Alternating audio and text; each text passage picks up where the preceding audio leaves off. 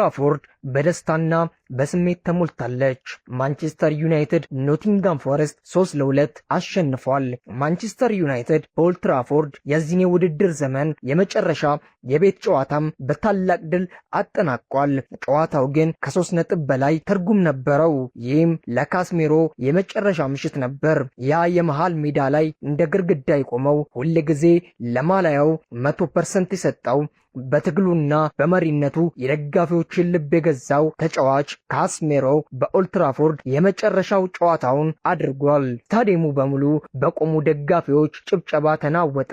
አንዳንዶች እንባቸውን መቆጣጠር አልቻሉም። ምክንያቱም ካስሜሮ ተጫዋች ብቻ አልነበረም፣ ተዋጊ እንጂ። በመጀመሪያ ወቅት ዩናይትድን አረጋግቶ ነበር። በከባድ ጨዋታዎች ፊት ቀድሞ ይቆም ነበር። ሜዳው ላይ ያለው ቁጣ፣ ፍላጎት፣ መሪነት ሁሉን ደጋፊዎች ያስተውሉታል። የመጨረሻው ወቅት እንደ ቀድሞ አልነበረም። ፍጥነቱ ቀንሷል፣ ጉዳትም ነበር።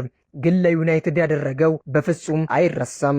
ይህ የውድድር ዘመን ለማንቸስተር ዩናይትድ በጣም ከባድ ነበር። በአንድ ወቅት እስከ 15ኛ ደረጃ መውረድ ነበረ። ደጋፊዎች ተስፋ ቆርጠው ነበር። ብዙዎች ዩናይትድ አበቃለት ይሉ ነበር። ግን ቀያዩ ሰይጣናቶች አልተሸነፉም። በማይታመን የቡድን መንፈስ፣ በአሸናፊነት አስተሳሰብ ደረጃቸውን ከ15ኛ ወደ 3ኛ ከፍ ማድረግ ቻሉ። ከውድቀት መነሳት የአሸናፊነት ስነልቦና ወደ ታላቅ መድረክ መለሳቸው። ይህ ታምራዊ ጉዞ ላሳኩት ተጫዋቾች፣ ለአሰልጣኞችና ከቡድን ጀርባ ለቆሙት ደጋፊዎች ትልቅ ክብር ይገባቸዋል። እና አሁን ማንቸስተር ዩናይትድ በይፋ ወደ ቦታው ተመልሷል። ወደ ቻምፒየንስ ሊግ ቀያዮች ሰይጣኖቹ እየመጡ ነው። ለካስሜሮ ምናልባት ይህ ስንብት ይሆናል፣ ግን ስምህ በኦልድ ትራፎርድ ልብ ውስጥ ለዘላለም ይኖራል ሲሉ ደጋፊዎች እያወሱት ይገኛል። ካስሜሮ ያ በመሃል ሜዳ ላይ እንደ ግድግዳ የቆመው ተጫዋች ዛሬ ግን ከማንቸስተር ዩናይትድ የመለያ ወሬው እየተሰማ ነው።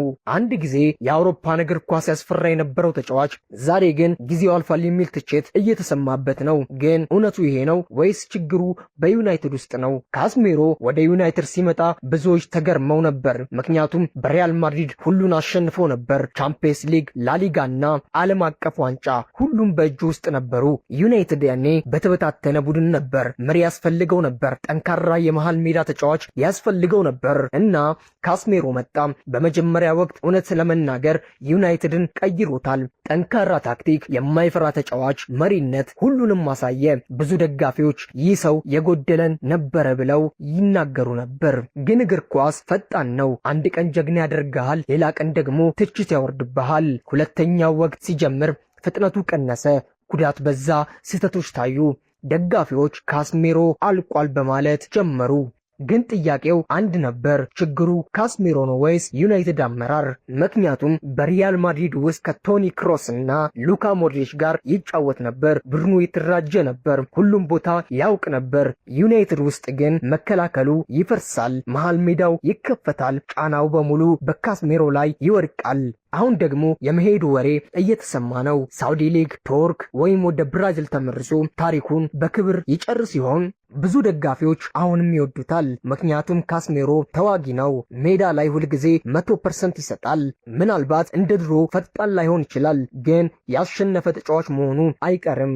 እግር ኳስ ጊዜን ይከተላል። አንድ ቀን ጀግና የነበረ ተጫዋች ሌላ ቀን ስለመሄዱ ወሬ ይሰማል። ግን ካስሜሮ በእግር ኳስ ታሪክ ውስጥ ስሙን በወርቅ ጽፎታል። እናንተ ምን ታስባላችሁ? ካስሜሮ መቆየት አለበት ወይስ አዲስ ጉዞ መጀመር አለበት?